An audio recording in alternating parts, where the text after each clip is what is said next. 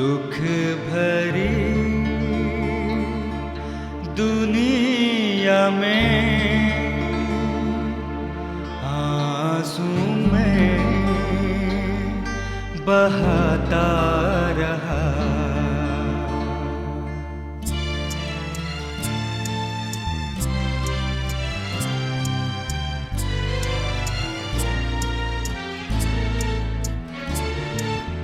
दुख भरी दुनिया में आंसू में बहाता रहा। ढूंढे कई सहारे मैंने, फिर भी बेसहारा रहा। दुख भरी दुनिया में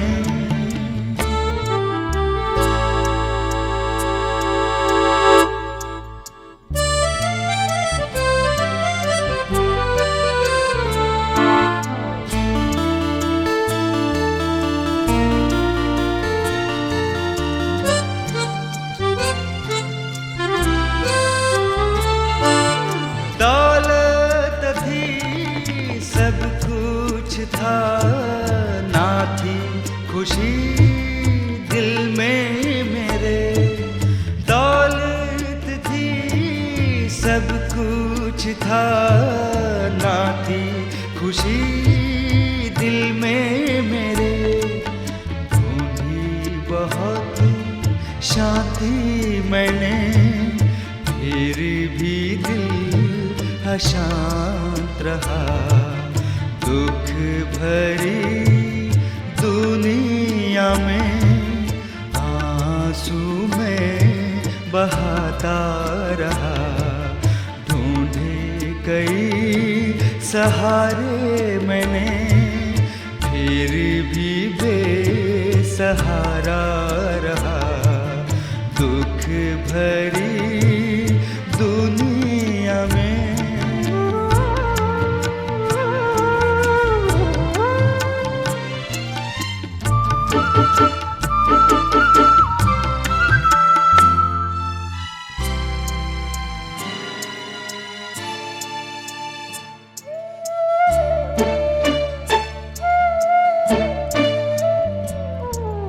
यीशु से ये ना देखा गया, आंसू को मेरे पोंछ दिया। यीशु से ये ना देखा गया, आंसू को मेरे पोंछ दिया। शांति से दिल भर दिया, वो ही सच्चा किनारा मिला। दुख भरी दुनिया में आंसू में बहाता रहा। ढूंढे कई सहारे मैंने, फिर भी बेसहारा रहा। दुख भरी दुनिया में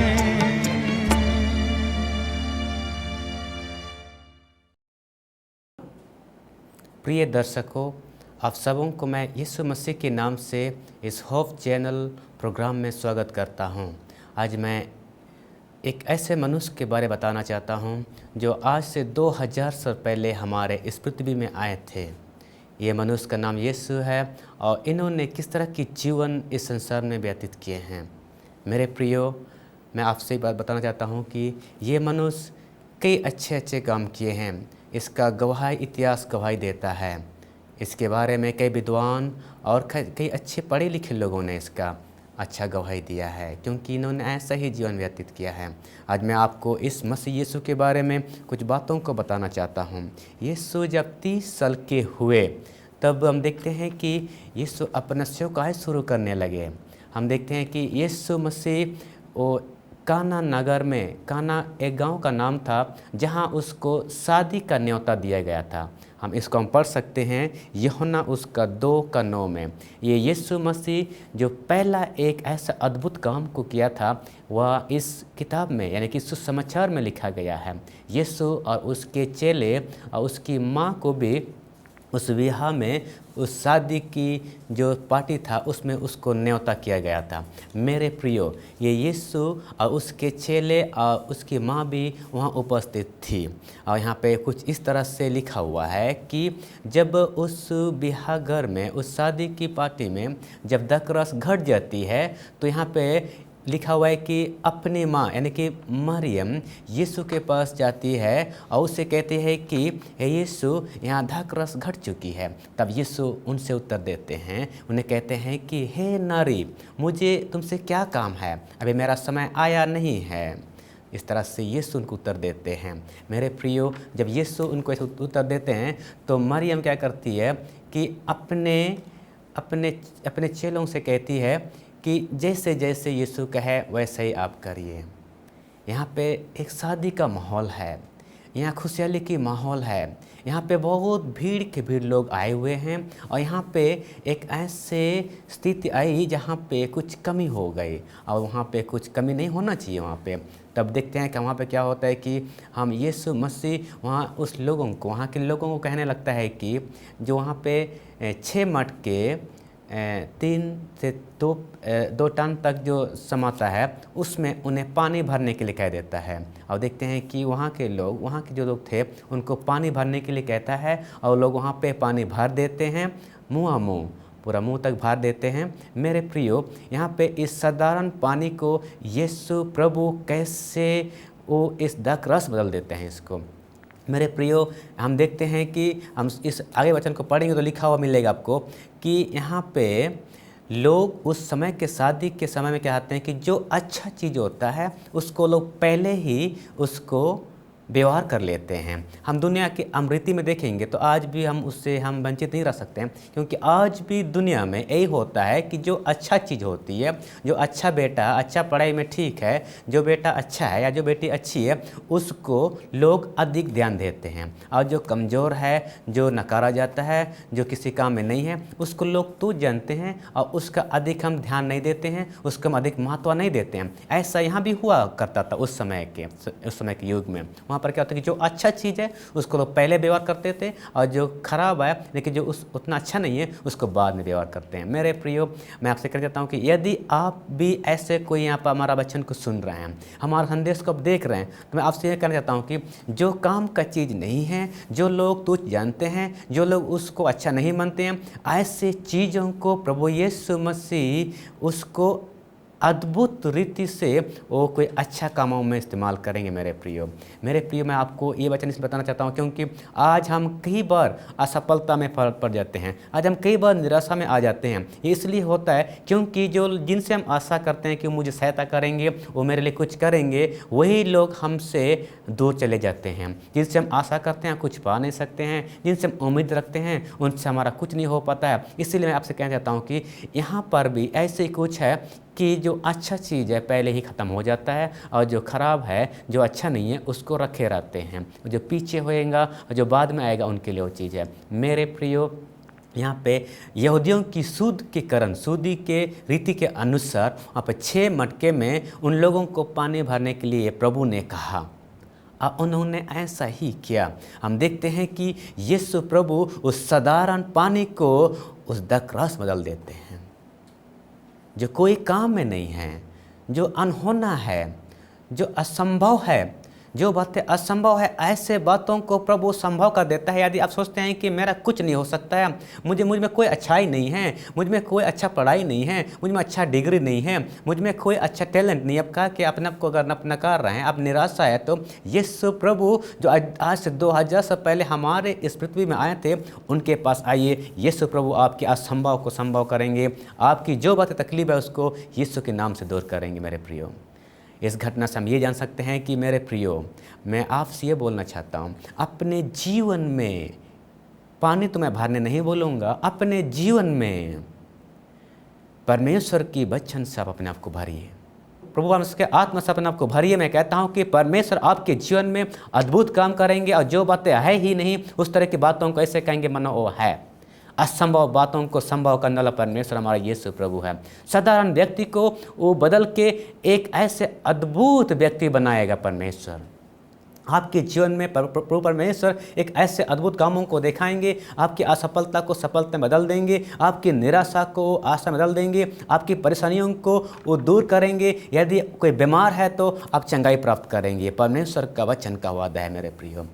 मैं आपको और एक घटना बताऊंगा। यीशु जब इस दुनिया में थे कई अच्छे कामों को उन्होंने करके दिखाया, उन्होंने कई अच्छे कामों को उन्होंने करके दिखाया। हम देखेंगे कि हम उसी किताब में यानी कि यूहन्ना रचित सुसमाचार उसका हम 11वें अध्याय को देखेंगे। 11 अध्याय में कुछ इस तरह से घटना लिखा हुआ है। यहाँ पे हम थोड़ी सी ध्यान देंगे। मैं आपको वचन पढ़ने नहीं बोलूँगा, पर आप बाद में पढ़ लीजिएगा वचन को, सुनिए आप बातों को। कि यहाँ पे लिखा हुआ है कि एक परिवार है यहाँ पे। मेरे प्रियो, मैं कुछ बोलने से पहले मैं एक छोटी सी उदाहरण दूंगा। हम जानते हैं कि हिंदुस्तान में क्या है कि हमारा एक रीति रिवाज है कि घर का प्रमुख होता है पिताजी, और पिता की अनुपस्थिति में माता ही घर का मुखिया बन जाती है। यदि दोनों ही माता और पिता नहीं होते हैं घर में, तो हम देखते हैं कि बड़े भाई जो है उनको पूरा परिवार का देखभाल करना होता है। मेरे प्रियो, इस तरह से हम देखते हैं कि ये हमारा हिंदुस्तान का यानी कि हमारा भारत देश का एक रीति रिवाज है। मुझे और देश का मुझे पता नहीं, परंतु यहाँ पे ऐसा होती है कि पिता घर का प्रमुख होते हैं। यदि पिता की अनुपस्थिति में माँ होती है, और माँ की अनुपस्थिति में बड़े भैया होते हैं परिवार के मुखिया। और यहाँ पे एक ऐसा ही एक परिवार है। यहाँ पे 11वें अध्याय उसके यूहन्ना रचित सुसमाचार में लिखा हुआ है कि यहाँ एक परिवार है, और इस परिवार में सिर्फ 3 ही सदस्य हैं। एक है लाजरस, और दूसरा है मार्था, और तीसरा है मरियम। ये 3 सदस्य इस परिवार में यहाँ पाए जाते हैं। और वचन में ऐसा कहीं भी नहीं लिखा हुआ है कि उसके माता या पिता थे, वैसा नहीं लिखा हुआ, इसका कोई वर्णन नहीं हुआ है। तो हम देखते हैं कि यहाँ पे लिखा हुआ है कि इस परिवार का जो मुखिया था वो लाजरस था, और ये कमा के दोनों बहनों को और खुद के लिए ये जीवन यापन कर रहे थे। यही घर में मुखिया था, यही सब कुछ काम करता था, और दोनों बहनें उन्हीं के भरोसे रहते थे। दोनों बहनें उन्हीं के भरोसे रहते थे। और हम देखेंगे कि यहाँ पे लिखा हुआ है कि यीशु उस परिवार में उन परिवार से अच्छा रिश्ता रखे हुए थे। यीशु जब भी सेवकाई में निकलते थे उस जगह आते थे, और उसके बाद देखते हैं कि वहाँ पे वो रहते थे, वहाँ पे उनका खाना पीना भी होता था। मेरे प्रियो, यीशु मसीह उस घर से अच्छा रिश्ता रखे हुए थे। हम देखते हैं कि इस परिवार में एक अच्छा रिश्ता रखा हुआ था, परंतु हम देखते हैं कि इस परिवार का मुखिया यानी कि लाजरस ये बीमार पड़ गए हैं। वचन में लिखा हुआ है कि इस बीमारी इतनी ज़्यादा बढ़ गई कि उसकी दोनों बहनों ने काफ़ी प्रयत्न किया कि उन्होंने उसको कई दवाइयाँ दिया, उन्होंने उसको कई ट्रीटमेंट दिया उसको, और कई प्रकार की देसी विदेशी जो उनके वश में था सारे दवाइयाँ उन्होंने प्रयोग किए कि उसके भाई को फिर ठीक कर दे। परंतु ऐसा हुआ, लिखा हुआ है कि उसकी बीमारी जितना उन्होंने प्रयत्न किया, दवाइयाँ दिया, उससे कई अधिक बढ़ने लगा। उससे बीमारियाँ बढ़ने लगा। हम देखते हैं जब उनसे कुछ नहीं हो पा रहा था, तो हम देखेंगे कि उन्होंने क्या सोचा कि हम यीशु प्रभु को हम इसके बारे में बताएंगे। मेरे प्रिय, यीशु प्रभु उस परिवार से बहुत ही सुंदर रिश्ता रखे थे, उनसे अच्छा संगति रखते थे। उस घर में आना जाना उसका बहुत अच्छा था। और ये यीशु के पास से अब ये दोनों बहन क्या करते हैं कि हम यीशु को इस बात कर बताएंगे। तब देखते हैं कि मार्था और मरियम यीशु के पास उन्होंने प्रार्थना भेजा, उन्होंने उसके पास निवेदन भेजा, उन्होंने एक एप्लीकेशन लिखा कि हे प्रभु, जिससे आप अधिक प्रेम रखते हैं वह बीमार है। वचन में लिखा हुआ है कि ये प्रार्थना और उनकी निवेदन और उनकी चिट्ठी यीशु के पास पहुंचती है, परंतु यीशु वहाँ पे उस चिट्ठी पाने के बाद भी 2 दिन रुक जाते हैं। सब वचन में लिखा हुआ है।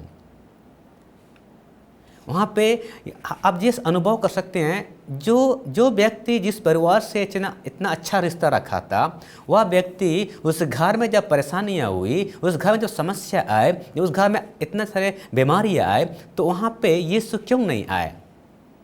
मेरे प्रियो, मार्था और मरियम ये अच्छी तरह जानते थे कि यीशु कई लंगड़ों को चलाए हैं, कई अंधों को आंखें दिए हैं और कई बहरों को उन्होंने सुनने का शक्ति दिया, मुर्दों को जिलाए हैं। तो ज़रूर है कि हमारा भाई लाजरस को भी यीशु प्रभु इस बीमारी से आज़ाद करेंगे। मेरे प्रियो, बीमारी बढ़ते गया और बढ़ते गया और बढ़ते गया। हम देखते हैं कि ये लाजरस आखिरकार ये मर जाते हैं, इनका देहांत हो जाता है। और मेरे ख्याल से मार्था और मरियम फिर से और एक बार एक पत्र फिर से भेजा। उन्होंने और एक निवेदन भेजा यीशु के पास, ये लिखते हुए कि हे प्रभु, जिससे आप अति प्रेम करते हैं वह ना रहे, कृपया करके आप उनकी कब्रिस्तान में कम से कम उसे देखने के लिए आइए। मेरे प्रियो, हम देखते हैं कि यीशु के पास मेरे ख्याल से और एक पत्र उसके पास पहुंचा होगा और एक कहलाव भेजा होगा उसके पास कि यीशु जिससे आप बहुत प्रीति रखते थे, यानी कि हमारा भाई जो हमारा घर का प्रमुख था, हमारे घर में सब कुछ उन्हीं की तरह प्रबंध किया जा रहा था, वह व्यक्ति ना रहे, कृपया करके उसकी जो शकल को आखिरी बार देख लीजिए, क्योंकि हम उसको दफनाने जा रहे हैं। मेरे प्रियो, मेरे ख्याल से यीशु ये संदेश को भी सुने हैं, इस चिट्ठी को भी पढ़ चुके हैं, परंतु यीशु फिर भी नहीं आए। ये है कौन? मेरे प्रियो, इतना सुंदर रिश्ता, इतना सुंदर संगति रखने के बावजूद भी यीशु उस घर में नहीं आया। यीशु को ये पता था कि उस घर में कोई लड़का नहीं है, उसमें पिता भी नहीं है।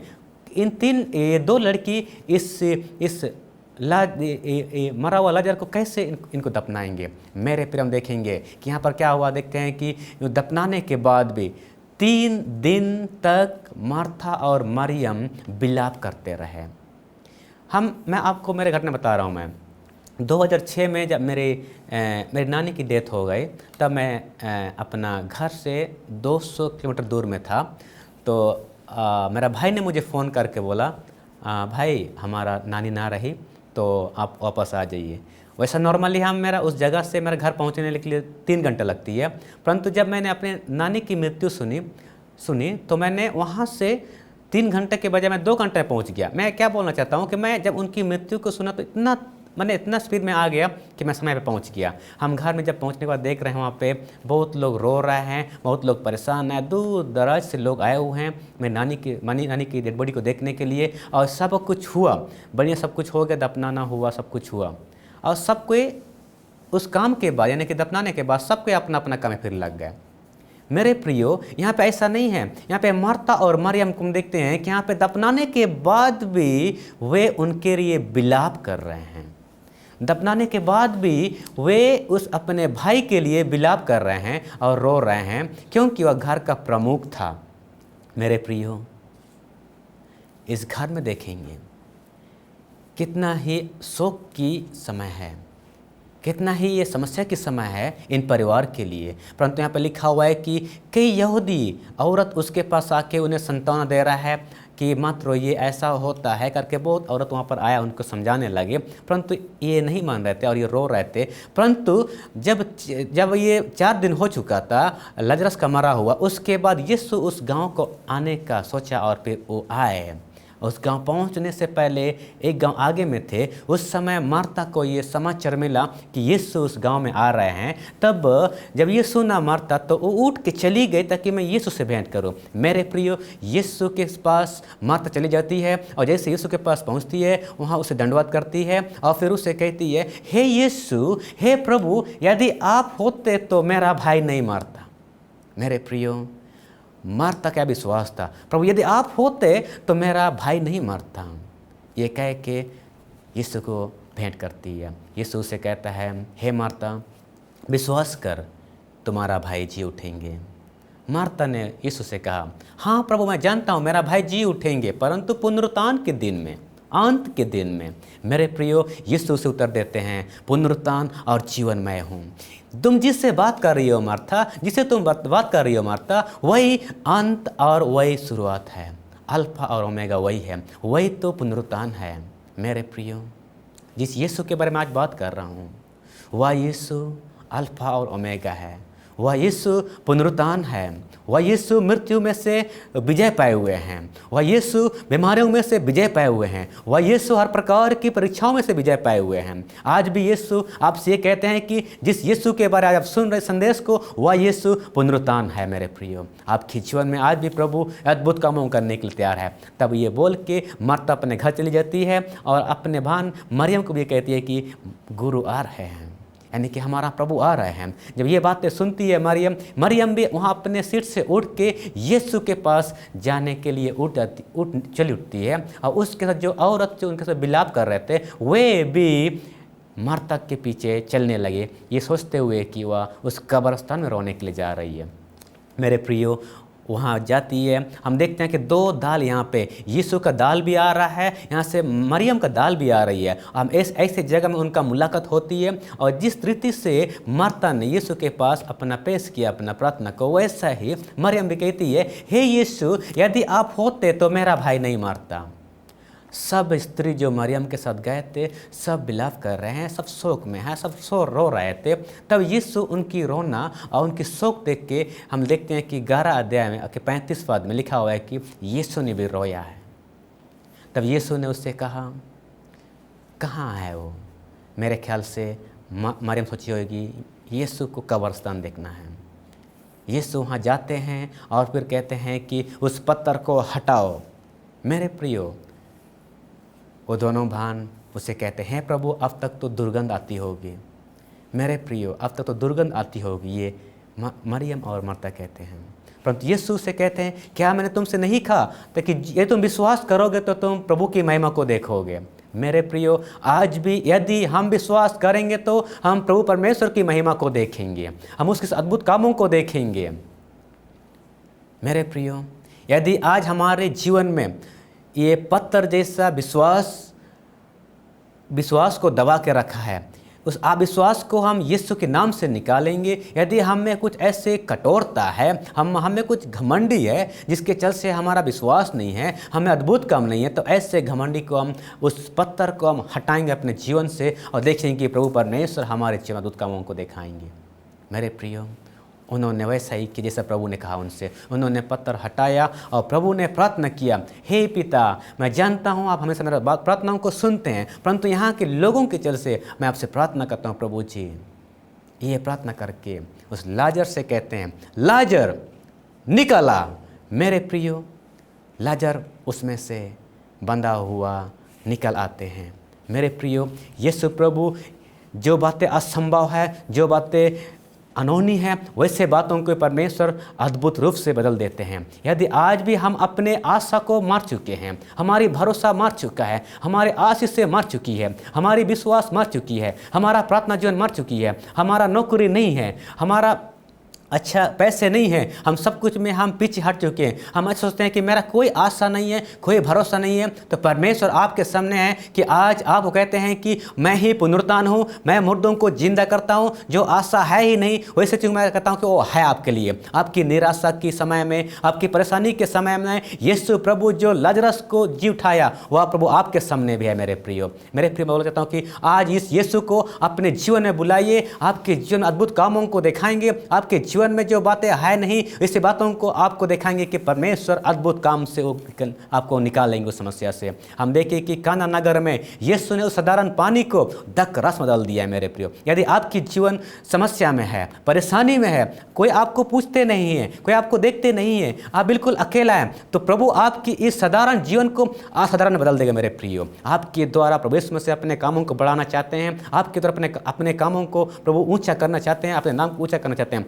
आज ही अब ये मौका आपके पास है। मेरे प्रियो, यदि आज आप परमेश्वर के इस वचन को सुन रहे हैं तो आप आज अपने मन को, अपने हृदय को उसके समान उसके पास लाइए और आपको प्रभु अद्भुत काम दिखाएंगे। आपका साधारण चीज को जो कोई पूछता भी नहीं है, आप सोचते हैं कि कोई काम का नहीं है, ऐसे समय परमेश्वर अपने कामों को दिखाएंगे। मेरे प्रियो, आपके जीवन में, आपके परिवार में, आपके कलीसिया में यदि साधारण चीज़ें हैं तो परमेश्वर को दीजिए। आपका साधारण चीज़ परमेश्वर एक असाधारण रूप बदल देंगे, उसको अद्भुत रूप से आपको इस्तेमाल करेंगे। मेरे प्रियो, आज आपके कलीसिया से परमेश्वर दाख रस देना चाहता है अपने गांव को। आज आपके परिवार से परमेश्वर दाख रस देना चाहते हैं आपके लोगों को, वहाँ के लोगों को। आज आपके जीवन के द्वारा बहुत से लोग आशीष पाना चाहते हैं जिनकी जीवन बिल्कुल फीका हो चुकी है, कोई आशा नहीं है। ये पानी इस बात को बताती है कि जिसके जीवन में कुछ भी नहीं है, ऐसे जीवन में परमेश्वर अद्भुत काम करके उनके जीवन को रंग बिरंग करेंगे। आप आशीष से भर जाएंगे, आपकी असफलता कामों से सफलता में परिवर्तन हो जाएंगे। मेरे प्रियो, यीशु प्रभु आपके जीवन में आएंगे। जिस रीति से ये दो भान को देखिए, इनकी प्रार्थना को प्रभु सुने थे। मेरे प्रियो, मेरा ये कहना है कि आप कई दिन से यीशु के साथ अच्छा संगति रखे होंगे, अब यीशु के साथ अच्छा व्यवहार करते होंगे, उसको आप दान देते होंगे, दशमांश देते होंगे, आप गिरजा जाते होंगे, गवाही देते होंगे, आप सब कुछ में अच्छे हैं, लेकिन आज भी आपका प्रार्थनाओं का जवाब नहीं मिला होगा आपको। मेरे प्रियो, मार्था और मरियम भी ऐसे ही थे। वो यीशु से प्रेम करते थे, वहाँ पे वो उसको बुलाते थे, वहाँ उब जाते थे, और फिर भी उनकी समस्या अभी तक है। मेरे प्रियो, मैं ये कहना चाहता हूँ, यदि आपकी प्रार्थना आज तक जवाब नहीं मिला है तो मैं आपसे कहना चाहता हूँ कि परमेश्वर आपकी प्रार्थनाओं को अद्भुत रूप से उत्तर देंगे। इस प्रार्थना के द्वारा हम देखते हैं कि आज वहाँ पे जब लाजरस मुर्दों में से जी उठते हैं तो कई यहूदी यीशु मसीह पर विश्वास करते हैं।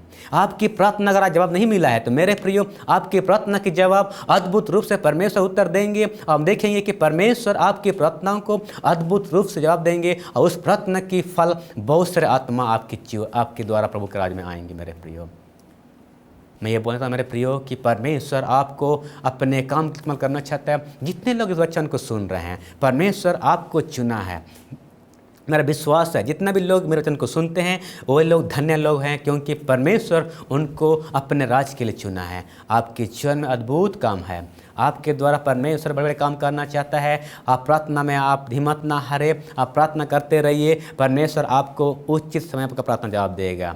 परमेश्वर की समर्थ्य हाथ के अधीन में बने रहो। परमेश्वर आपको उचित समय में, अपने समय में वो आपको उठाएंगे और आपके प्रार्थना जवाब देंगे। मेरे प्रियो, यदि आपके जीवन में वैसा कोई समस्या है, वैसा कोई परेशानियां हैं, तो आज ही आपके पास ये समय है कि आप यीशु के पास आइए, जिससे कि यीशु मसीह आपके उस मरा हुआ विश्वास को, वो मरा हुआ आशा को, उस मरा हुआ हर चीज़ जो आपके जीवन में है, आपका जीवन में सूखा पड़ चुका है, ऐसे बातों को दुर्गंध आ चुकी होगी, लेकिन प्रभु कहता है क्या तुम नहीं जानते कि जिस प्रभु यीशु मसीह को तुम सुन रहे हो वह यीशु मसीह आपके जीवन में एक नया जीवन दे सकते हैं, आपके जीवन में एक नया जीवन दे सकते हैं। मेरे प्रियो, आज मैं आपसे ये विनती करता हूँ, यदि आपके जीवन में कोई परेशानी है, कोई तकलीफ है, तो आज यीशु के पास आइए। आपकी हर समस्या आपको दूर करेगा, आपके हर प्रश्न को दूर करेगा।